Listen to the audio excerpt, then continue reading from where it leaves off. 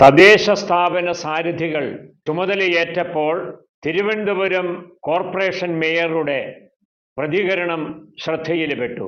ജയിക്കാൻ വേണ്ടി മത്സരിച്ചതല്ല, ഭരിക്കാൻ വേണ്ടി മത്സരിച്ചതാണ് എന്ന് അദ്ദേഹത്തിൻ്റെ പ്രതികരണത്തിൽ നിന്ന് ബോധ്യപ്പെട്ടു. കാരണം അത്രത്തോളം ഗ്രഹപാഠത്തിന് ശേഷമാണ് അദ്ദേഹം മാധ്യമങ്ങളുടെ മുമ്പിൽ പ്രത്യക്ഷപ്പെട്ടത്. പാർട്ടിയുടെ വക്താവായിരുന്ന അദ്ദേഹത്തിൻ്റെ അവതരണ ഭംഗിയെക്കുറിച്ചല്ല ഇവിടെ പറയുന്നത്. വികസനമില്ലായ്മയ്ക്ക് വല്ലവരുടെയും തലയിൽ പഴിചാരിയിട്ട് പ്രയോജനമില്ല എന്ന് അദ്ദേഹത്തിന് ബോധ്യമുണ്ട്. വികസനത്തെക്കുറിച്ച് ധാരണയുള്ള ആർക്കും അദ്ദേഹത്തോട് വിയോജിക്കാനാവുകയില്ല.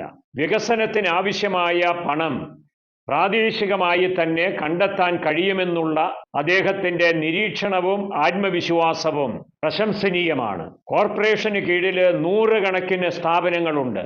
ആ സ്ഥാപനങ്ങളുടെ വാടക കൃത്യസമയത്ത് പിരിച്ചെടുക്കാൻ കഴിഞ്ഞാൽ സാമ്പത്തിക ബുദ്ധിമുട്ടുകൾ ഒഴിവാകും.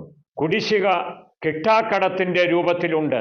പഴയ വാടക പുതുക്കാത്തതാണ് മറ്റൊരു പ്രശ്നമെന്ന് അദ്ദേഹം ചൂണ്ടിക്കാണിക്കുന്നുണ്ട്. നികുതിപ്പണം കൂട്ടാതെ അർഹമായത് പിരിച്ചെടുക്കാൻ സാധിച്ചാൽ വികസനം എളുപ്പമാകും. BJPയുടെ ശക്തനായ നേതാവായതുകൊണ്ട് കേന്ദ്ര ഫണ്ട് കിട്ടാനുള്ള സാധ്യതയും മറ്റാരേക്കാളും അധികം അദ്ദേഹത്തിനുണ്ട്. അദ്ദേഹം പറഞ്ഞതുപോലെ രാജ്യത്തെ 3 പ്രധാനപ്പെട്ട പട്ടണങ്ങളിലൊന്നായി തിരുവനന്തപുരത്തെ മാറ്റാൻ അദ്ദേഹത്തിന് സാധിക്കുമെന്ന് തന്നെ കരുതാം. ആഗ്രഹിക്കുന്ന വികസനം ലഭിച്ചാൽ മിക്കവർക്കും പാർട്ടി പ്രശ്നമേയല്ല.